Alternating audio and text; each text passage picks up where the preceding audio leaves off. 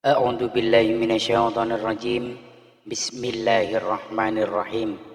Assalamualaikum warahmatullahi wabarakatuh. Syukur alhamdulillah kita bisa berjumpa lagi di channel ini.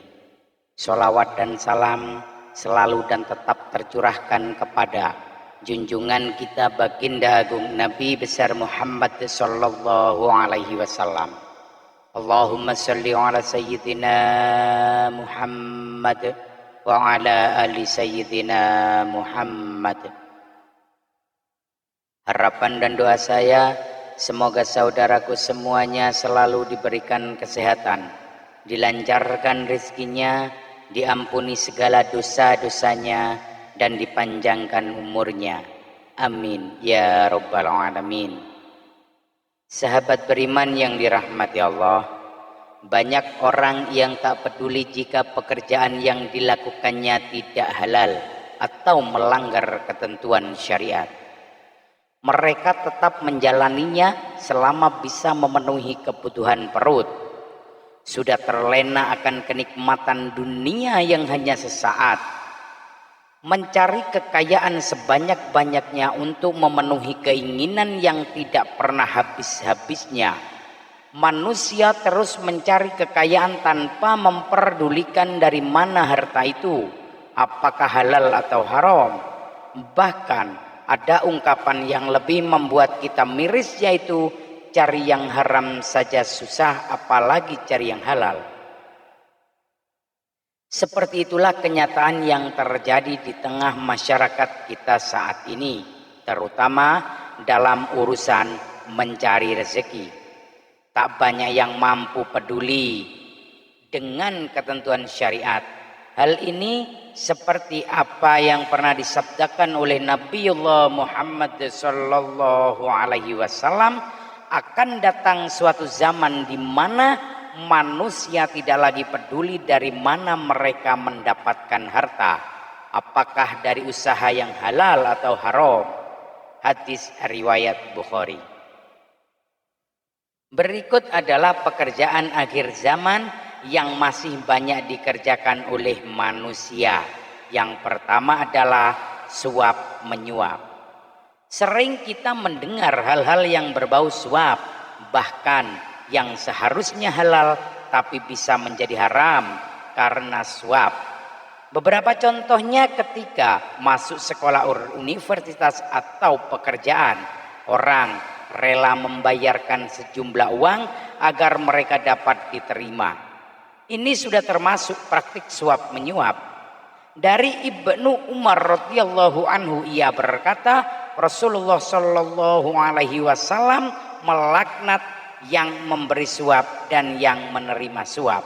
Hadis riwayat Tirmizi. Yang kedua adalah zina. Miris saat ini ketika zina sudah menjadi pekerjaan mereka.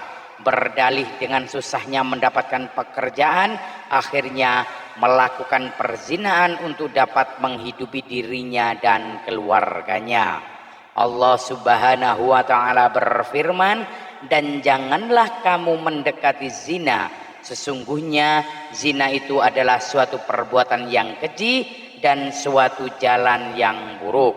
Quran surah Al-Isra ayat 32. Mendekati zina saja tidak boleh, apalagi melakukannya.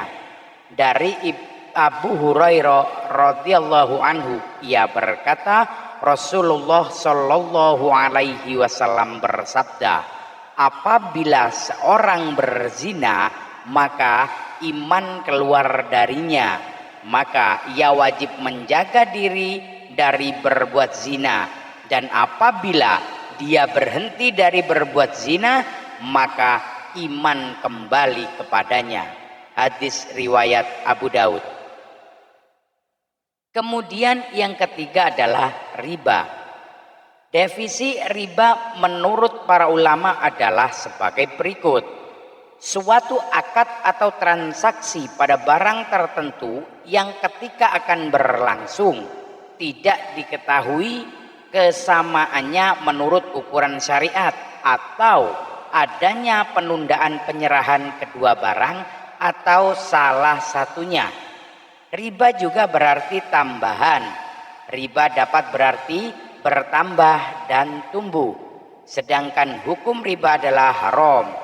Sebagaimana firman Allah Subhanahu wa taala dalam Quran surah Al-Baqarah ayat 275, padahal Allah telah menghalalkan jual beli dan mengharamkan riba. Dari Jabir radhiyallahu anhu ia berkata, Nabi Muhammad sallallahu alaihi wasallam melaknat pemakan riba, pemberi riba, penulis dan kedua orang yang menjadi saksi atasnya. Ia berkata, mereka itu sama saja. Hadis riwayat Muslim. Bahkan pelaku riba sama saja mengumumkan perang pada Allah dan Rasul-Nya. Adakah peluang untuk menang? Tentu tidak. Hal ini sebagaimana firman Allah Subhanahu wa taala dalam Quran surah Al-Baqarah ayat 279.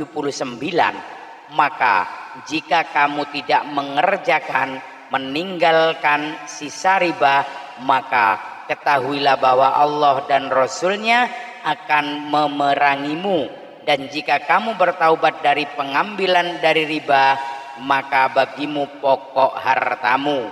Kamu tidak menganiaya dan tidak pula dianiaya. Quran surah Al-Baqarah ayat 279.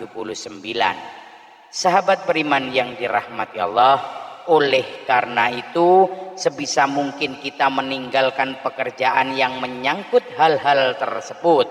Bertakwalah kepada Allah Subhanahu wa taala dan berserah diri padanya.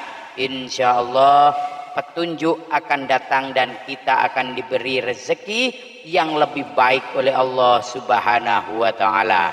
Amin. Amin ya rabbal alamin. Wallahu a'lam bissawab. Demikian yang bisa saya bagikan.